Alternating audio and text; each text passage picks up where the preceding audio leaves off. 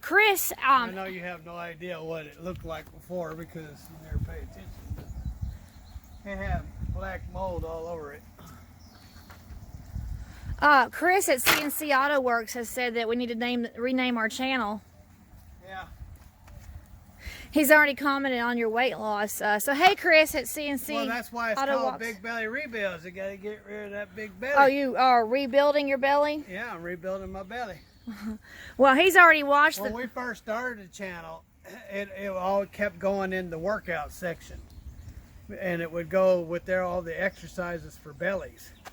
But YouTube quickly found out that that's not what it was. So they took it out of there. Oh, that's right. Like when you put in, like when you did a channel search and you put in big belly, well, not just workouts, but it also came up with pregnancies too. Yeah, that's right, it did. Yeah, so if you typed in big belly, when you searched YouTube, you'd get all kinds of funny thumbnails. I originally came up with big belly like 16 years ago, 17 years ago, when I bought my first truck, my 96 Peterbilt. And that's when I came up with the name Big Belly. I was going to call my trucking company Big Belly Trucking.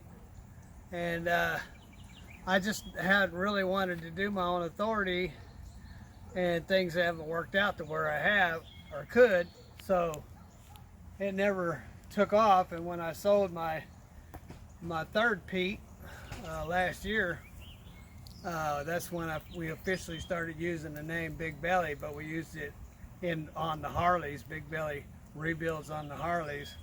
Of course, you guys know that didn't take off, so we added and trucking. But we eventually want to get back into the rebuilding on the Harleys and whatever other projects we can get into. It's just that, you know, we got to have money coming in until things take off. So, well, it is the trucking aspect that has brought in more viewers. More people have signed up to be a part of us now that we've added the trucking. I started trucking in '92. I originally drove my first truck in '78. When I lived in Salinas, I worked for a docking outfit and ran forklifts and loading trucks. And after a while, after being there for a while, my boss said, go get us a load at such and such. He didn't care if I knew how to drive or not. He just put me in a truck and I took off. And you said 1978. Yeah, that's the year I was born. So that's when I first started originally driving trucks. And then when I left there, I started washing trucks at a truck stop when I was a teenager. And then I took off with a guy that came there to get his truck washed, and we went to New York about a dozen times and learned how to drive a KW, pulling a reefer, out, hauling lettuce out to Chelsea, New York from Salinas, California. We did that, and we were wired. We'd stay up for weeks at a time, trucking across the country. It was a different time back in them days. Anyway, so that's when I originally started, but for a living I started in '92, and so I've been doing it for a long time.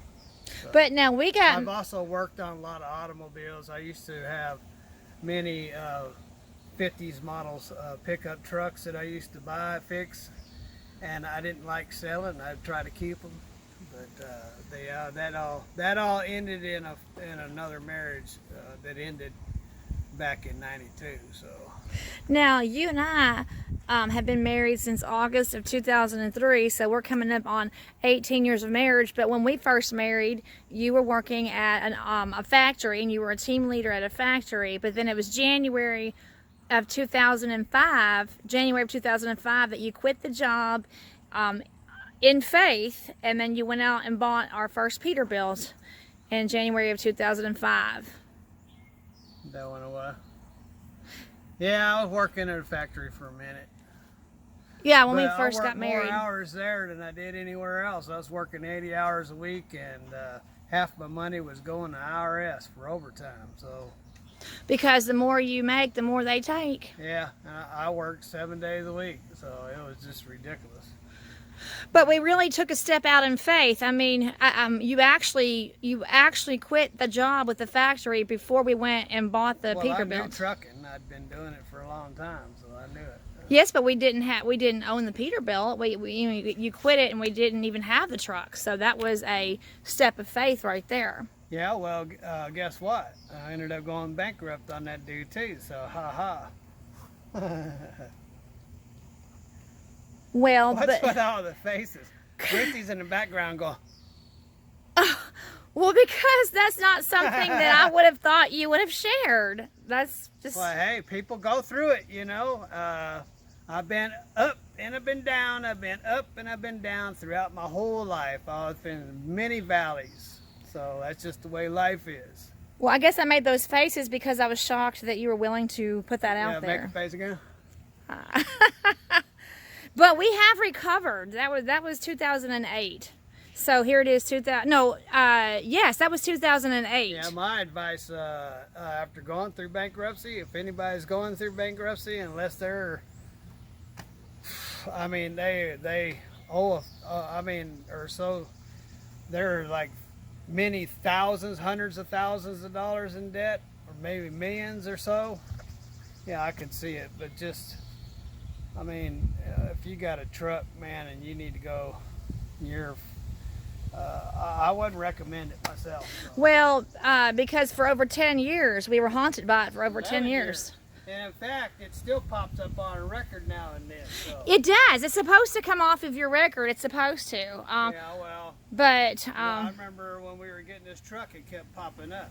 yes, it did. Look, Stephen, you're standing in front of an RV, and then we have, I mean, you're behind. This is the one that That's because Ruthie B is a hoarder.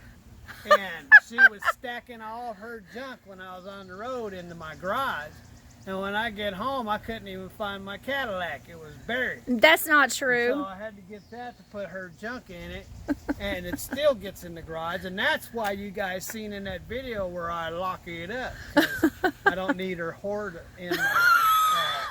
He really was locking the garage. Hoarding all over my Harleys and Cadillacs. Hoarding on your heart. You really, yes, he really was locking the garage. Now, turn around, Stephen. So, point to that. What? That RV. That? Yeah, point to that. Yeah, the hoopty. So Stephen got that for me 3 years ago, 3 summers ago, and that all that is for basically what Stephen just said, is storage. That's for storage because I ran out of space in the attic. But now this. Yeah, ran out of space in the attic like 16 years ago. But then this one is not for. This is not for storage. So, anyhow. Well, we're becoming very transparent with our viewers, Stephen. We're sharing a lot about our lives. It's all about sharing who we are, isn't it? Share alike. Well, I mean, people What are. time is it? I haven't eaten since 11 o'clock last night. It's getting close to 2 o'clock in the afternoon. Oh, yeah, well, my 16 hours is up. Tell our viewers what you mean by that. It's keto. It's intermittent fasting. Intermittent. Is that how you say it? Intermittent. Yeah, that's right. That word. Um, Fasting. And so what you do is you go, it's plus types of foods you eat, but also you do intermittent or whatever. Intermittent. Intermittent. I can't even say it. Intermittent. Intermittent. Anyhow, so you're supposed to fast for many hours. And I don't eat between dinner time, which is usually around 8 or 9, and then I won't eat until the next day, until 16 hours pass. And it's even best if you get to 18 hours. So. Wow. Well, it's accomplished quite a bit. Look at that belly. It's going down. Well, last night I was 175 out here all day. I'm probably down a couple more pounds. But I want to say thank you. I've been known to lose 10 pounds in a day out here sweating. But I want to say thank you to Mr. Chris at CNC Auto Works who said, yep, you definitely need to change the name of your channel because we're not Big Belly anymore. Well, we are Big Belly. Well, but Stephen doesn't have a big belly. We got to do that, what you call it, Get off of me. Oh yeah, the trademark registering. Yeah, we got to do trademark and make sure that we can even keep the name Big Belly. So, you know. Yeah, that's coming up. We want to try to do Somebody that. that does all the office work around here is supposed to take care of that. I wonder. Okay. Well, anyhow, so Stephen, you probably have burned off a pound or two in sweat, probably. But so this is a better location for you. Like this is like directly, that's behind our house. 2 months ago I weighed over 200 pounds. Now I'm down to 175. Well, I wish I could say the same. Ruthie's doing that face again. Well, because I am very proud of you. I wish that it was me saying that. I'm proud of you. I've given you all the hints. What's his name? Dr. Eric Berg, B-E-R-G, Yeah, watch Berg. Dr. Eric Berg. That's where I'm learning from. And the reason why I'm learning from him is the last time I lost weight, I lost 40 pounds. My hair started falling out. My fingernails started breaking. I wasn't healthy. So this time I'm studying nutrition and making sure I'm getting the right foods so my hair don't fall out, because I don't have much of it left. But the bugs are trying to get me out here. Well, I guess I better let you slap yourself with the bugs. So sign off. I gotta finish this last Well, wall, sign right? off. Peace. Have a nice evening, and wait, God bless, and later.